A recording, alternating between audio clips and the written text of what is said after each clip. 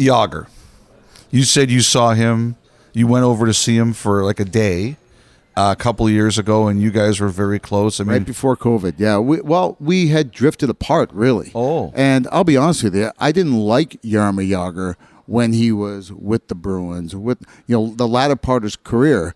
I thought he was arrogant. I thought he was pompous. I didn't like his personality, to be quite frank with you guys. And I don't know if that got back to him or not, but we just kind of drifted apart. And I'd stop and see him after a game. He didn't really have time for me. I'm like, okay, fine, no big deal. But the Penguins had asked me if I was going to be talking to him or seeing him because they want to put this jersey up in the rafters. And you think, wow, Jag's played for 8 different teams, long-time Ranger, long-time Cap. But his first 2 years in the league, he wins a Stanley Cup. Never won again, right? Which is incredible, right? Mm-hmm. Lots of kicks at the can, but never won again. But I took a flight. I won't make this too long, but took a flight from Philly over to Paris and then over to Prague. And he actually had a car service waiting for me at the hotel. And I went right to Kladno. And I watched him play the game. And then afterwards, he came up. He was still in his underwear. They wear his underneath his uniform. Came up, had a couple beers in the VIP room, and we had an unbelievable talk. It was so he had so kind of let that guard down and that arrogance and that attitude. He had let it all down because I think he knew that it was the beginning of the end for him, but he didn't want it to end. And this is still 2 years ago, and now he's still playing. He's going to be 51 in February, and he's still playing. He just played the other day, but he knows his name is so tied to that team. Not just as an owner, but for the sponsors and the big sponsors. Because once he leaves, the big sponsors leave. So that's part of why he's hanging on. But also, I wanted to kind of plant that seed with him that you were loved in Pittsburgh, man. I just want you to kind of close your eyes for a second and imagine what that night's going to be like. Mario's going to be there. That night of putting your number 68 up in the rafters right next to 66. Brian Bourque tells a wonderful story about Jagr before the draft. Before he gets picked. Have you heard this one, Fried? No, I'm not sure. So he's interviewing Jagr, and he's checking all the boxes, and he asked him how many teams he's captained along the way, and he says none.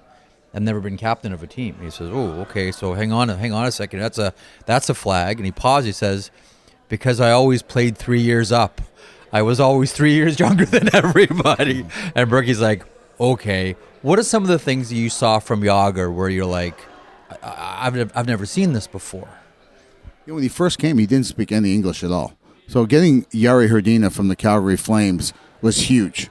He sat next to Jags, and also Brian Trottier was huge his first few years, just kind of taking him under his wing, and then this broken English saying it's going to be okay. I'll tell you a quick story. It's about halfway through the season, and people forget this because his career was so great, but he used to come through the middle of the ice with his head down. And I remember one time he got laid out so bad. We're like, oh boy, he's not going to get up. He comes to the bench. This is at the old Civic Arena. And I'm sitting next to him, and he starts crying. And I knew he was incredibly homesick. The language, he wasn't able to do all the things he was able to do in the Czech League. And he was frustrated. And he just started crying like one of those, like couldn't catch his breath crying. Well, sure enough, big Kevin Stevens stands up and goes, is he crying?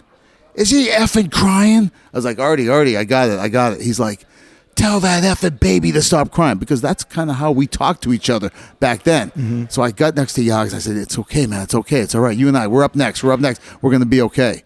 But he went through some real struggles. People forget about that. He could have easily just said, this isn't for me. Like, I'm going to go back to Checo for a while. But he stuck it out, and the bigger the games, the better he played, and next thing you know, he just took off. Was there a moment where he did something in a game where all you guys looked at each other and said, holy smokes, now I see what we've got here? Really, it was that 92 series against the Rangers when we lost Mario to the broken hand. We lose Joey Mullen to a big hit from Chris King, and we needed him. And that's when he became a man. That's when he became an elite superstar. And he took over that series, and it didn't matter what the Rangers were going to do. You could have put, 20 Patrice Bergerons on him that night. It didn't matter. He took over that series, and really, he never looked back from there. So when you saw him a couple of years ago in Kladno, did he get the message? Is it going to happen? Yeah, it's going to happen. Great. I think the way it should be. I actually talked to him about a week ago, and I said, hey, Penguins are thinking maybe April. he said, Bourque, I haven't retired yet. Because that was his thing. He goes, once I retire, he goes, I'll be all for it. We can talk about how the logistics and everything. What he did say, he said, I don't know if this will ever happen. He goes, because some teams came over to Prague, and I guess he dropped the puck, and he saw all that. He said, I don't know if there's any way the NHL could get the Penguins to come over to Prague. I would love to have that moment with the team here, do a puck drop, announce my retirement then, and maybe a couple weeks later come back to Pittsburgh and put the jersey in the rafters. Wow. That's kind of his vision, his dream.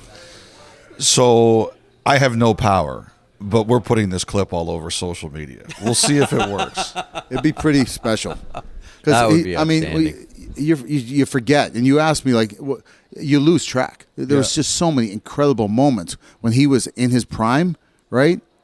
Just the power, the hanging on to the puck, the shot. I mean, it was all there.